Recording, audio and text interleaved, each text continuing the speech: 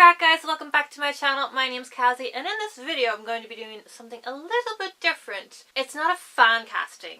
I'm going to say that right now. It's not a fan casting per se, because I don't necessarily want these actors or actresses to play this character if this book is turned into a movie or TV series. It's just that depending on how the author described the character or how the character acted, that's how this person's face came into my head. If that makes sense. It's that I saw aspects of a character this actor has played before in this character, and so that's how their face became implanted on this character. Please tell me this makes sense. Like, it's not a fan casting, it's a fangirl putting her favourites in this role. That's pretty much a fan casting. But I don't want them to play this character. Let's just get started. You'll know what I mean as I'm talking. So in this video I'm going to be talking about 4 books that I've read recently and some of the characters that I have thought about within those books. There's about 5 per book, but some of them have a bit more depending on how well I got into the book. So I'm going to start off with the book that started it all, and that was Heartless by Marissa Meyer. This is an origin story of the Queen of Hearts that Marissa Meyer wanted to write herself. Like saying, I want this person to write an origin story for Alice in Wonderland, and then her agent was like, why don't you write it? Bing bang boom. Heartless was born. The first character where an actor came to mind was the lead character herself, Catherine. And this came pretty much at the start of the book, in one of the first scenes where we see Kath, and that is at the black and white ball held by the King of Hearts. She came to my head for one reason and one reason only, and that was because that red dress. And I will say that red dress in that way because this person made a stir because of a certain red dress she wore in Supergirl. Do you know what I'm talking about? Kitty McGrath. If you don't know who Katie McGrath is, she is currently playing Lena Luthor in Supergirl, and she is also famous for playing Morgana in BBC's Merlin, and also that girl that got killed by a mosasaur in Jurassic World. So as soon as Kath entered in that red dress and all eyes were on her, I instantly thought of Katie McGrath, especially with the dark hair, the porcelain skin, and just Kath's progression throughout the book. I just had Katie's image in my head throughout the entire book. Also, when I was reading Heartless for Jest, I was thinking of David Tennant, specifically when he was the ghost of Christmas Past for Catherine Tate's Christmas special, where they redid A Christmas Carol. It was just this flamboyant Scottish rock star. Oh, I love that role that he did, especially when he was talking about the way that he was dressed. It was like stylish but not tailored, shabby but not chic of a shambolic rock star. I'm not sure what the words were, but it's been a while since I've seen it. Jess was so hard to pin down for the longest time, and then I was like, and then I instantly thought of that Catherine Tate special, and I was like, David Tennant. That's the image in my head for him. Then for the Marchioness, I thought of Donna Murphy, and pretty much purely because of Mother Gothel. She does the voice of Mother Gothel in Tangled. The Marchioness is so controlling and manipulative, and she just wants Kath to do whatever she wants, and so that just made me think of Mother Gothel, and I could just hear her voice going, you want to be a baker? That's demented. That's just who I had in my head. Then for the Marquis, he was just so nonchalant and just so blasé about everything until Kath says that she wants to be a baker. I pretty much, for most of it, I imagined, Mr. Incredible. Is it just me, or initially do you imagine characters animated? Initially. Sometimes initially I just imagine them animated. That just might just be me and my weird crazy brain, but originally I was just thinking of Mr. Incredible just going, kids, listen to your mother. That's just the way my brain went. So then, as I got on into the book, I pretty much pictured Patrick Warburton as the Marquis. Tall, imposing, great at storytelling, but able to crack a whip and just tell you no when it's needed. Patrick Warburton. The King, oh my goodness, that was the hardest one. This is where I'm talking about my brain just going animated, because literally for the King I thought of King Candy from Wreck-It Ralph. That is literally where my brain went, King Candy. I didn't even imagine the animated King of Hearts from Disney's version. I just went King Candy, who is voiced by Alan Tudyk. I was just like, you know what, just Alan Tudyk's face. That's the King. As I said, this is not a fan casting, so I'm not trying to figure out the logistics of getting him to be the king. It's just that that's the image I had in my head. Then for Marianne, I had Hayley Atwell. Pretty much from the get-go, she was Hayley Atwell in my head. Because why not? That's just the way I imagined her. And then Hatta, I don't know why I said it like that, Hatta, because like in the Northern Irish accent, Hatta, H-A-T-T-A will be Hatta. So that just doesn't sound right. That just does not sound right. So I'm saying Hatta. He was the hardest one to pin down for me because I was originally going, you know what? In my head, I'm like thinking Robert Downey Jr. Then I'm thinking no. Then I was thinking Jason Isaacs. In my head, I instantly went to Lucius Malfoy.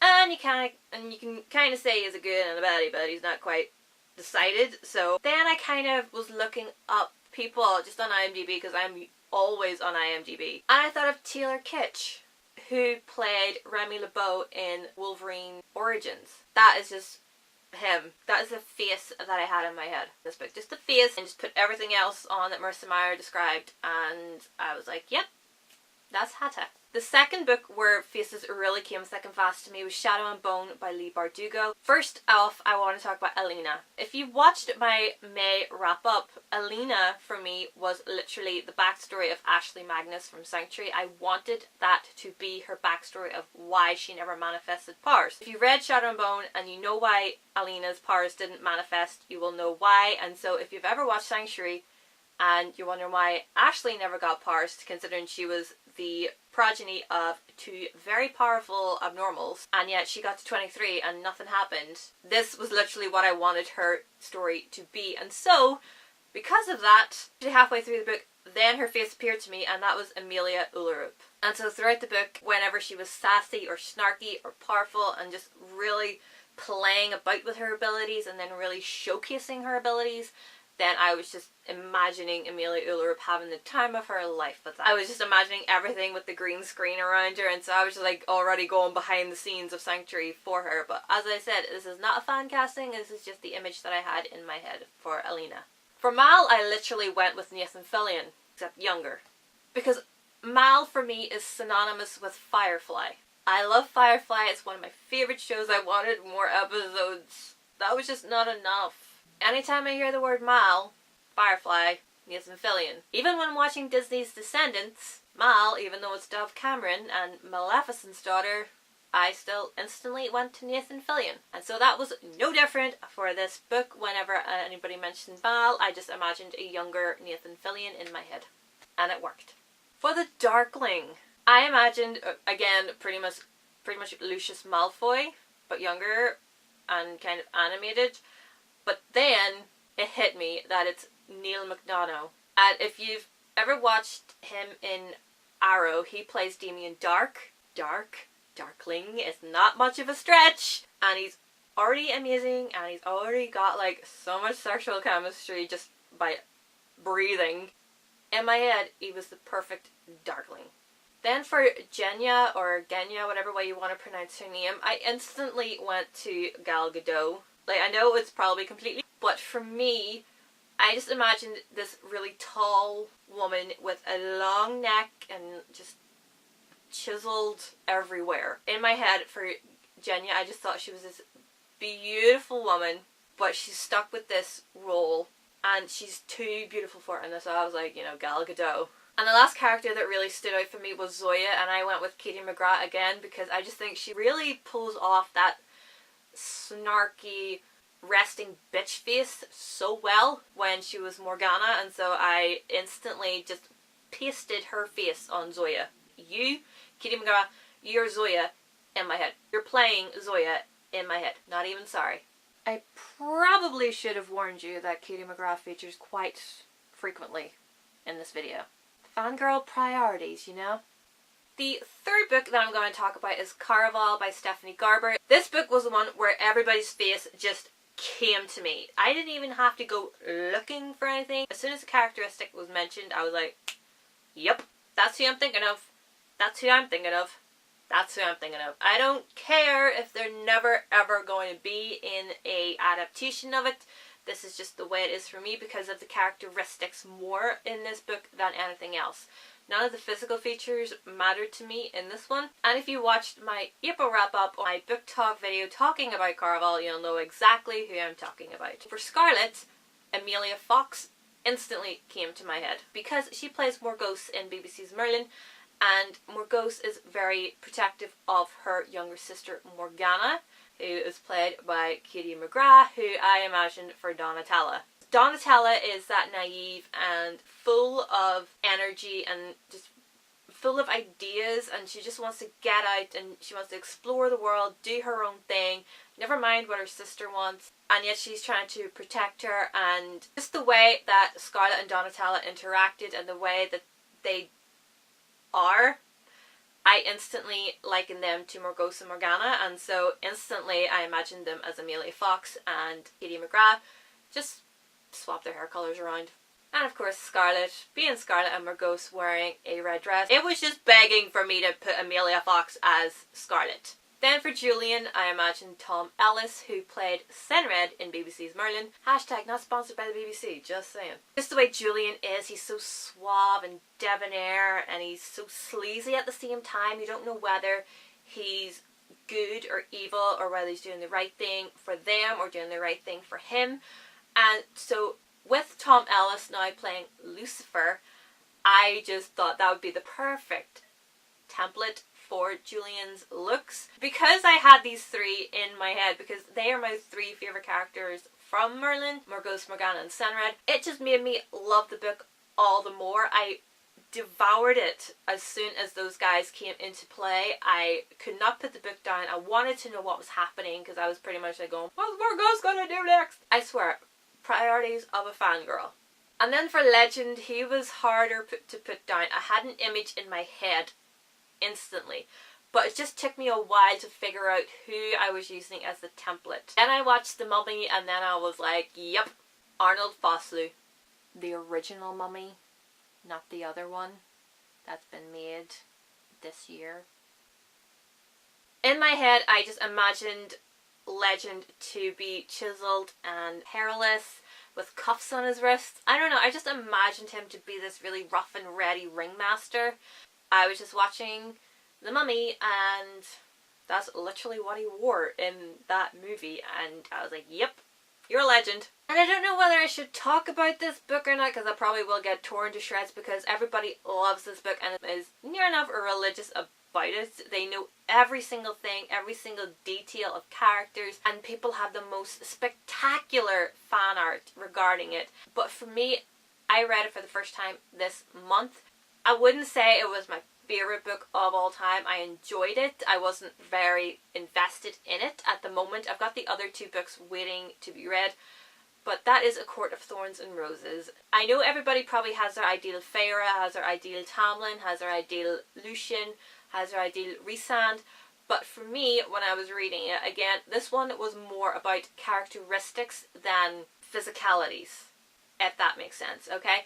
So I'll explain who I had in my head for each character. Again, as I said, this is not fan casting, this is just me using these people's faces as a template to let me better understand what's going on and to see it better in my head. My imagination is not the best thing. So for Feyre, it took me a while to imagine her. It did. It took me a while, but she slotted into place when I figured out Lucien. And Lucien was the first person that I could imagine vividly, and that was because I was thinking of Gabriel Mann. If you've ever watched Revenge, he plays Nolan Ross, and for him, instantly, I just picked him for Lucien. And so, as a result, for Feyre, I was like, Emily Van Camp. Why not? Her face just came to me for Feyre. And because those two spark off each other so much in the beginning, it really helped me imagine that and really bring life to those scenes if I just imagined Emily Van Camp and Gabriel Mann. Tamlin was a bit harder to pinpoint who I was using as his template. And then I watched The Devil Wears Prada, and I was like thinking, Christian Thomas. The dude that plays Christian Thomas. Simon Baker. That's who I was thinking of whenever I read about Tamlin. Just that blonde curly hair and just a physique and just everything about him. I was like, yes, you're Tamlin. Then for Rhysand, I could have pictured Tom Ellis, and I'm just like, I can't just be imagining Tom Ellis in everything. For Rhysand, I went completely off track when it comes to my brain. Rhysand, I thought of Aidan Turner from Being Human, and that's pretty much the only thing that I've seen him in. I know he's in Outlander right now, and I think he's the lead in it, so there you go. He was pretty much Rhysand for me, except just slick his hair back a little bit more. Then for Amarantha, I originally went with Katie McGrath, but I changed it. Because then I figured out who it was I was seeing, and that is Natalie Dormer, who is Katie McGrath's best friend. I did pretty much just go with Katie McGrath, except I just went to the best friend. Natalie Dormer's smirk, I love it. I just think that would be the perfect resting bitch face for Amarantha. Just seeing her, watching Feyre go through all of this shit, and then Amarantha to be standing on her platform and just smirking down at her with that look. I was like, yes, that is Natalie Dormer to a T. And I was like, that is who I was imagining. Originally, I thought I was imagining Tilda Swinton, purely for that chiseled face, but then I realized it was Natalie Dormer. So those are all the actors that I used as templates for all of the characters in the 4 books that I mentioned. I don't know why I held up yet. So as I said, this is not a fan casting. This is not to be taken seriously. This is just for the crack. This is just who I had in my head as a template for these characters, not who I wanted to necessarily play them if it's turned into a movie or TV series, purely because my imagination is not that great. I can imagine. I like to use actors as a template so that I can actually see what's going on. I can imagine it vividly and really get into the character and really get into the storyline and really get into the book and really enjoy it. So let me know who your favourite actors are to use as a template for characters in books. As you can pretty much tell, Katie McGrath is one of my favourites to use because I can, and she's gorgeous, and I just think, you know, it's my brain. I can do what I like. Leave your comments down below. Subscribe if you're new and would like to see more videos like this, and I will see you in my next video. Bye!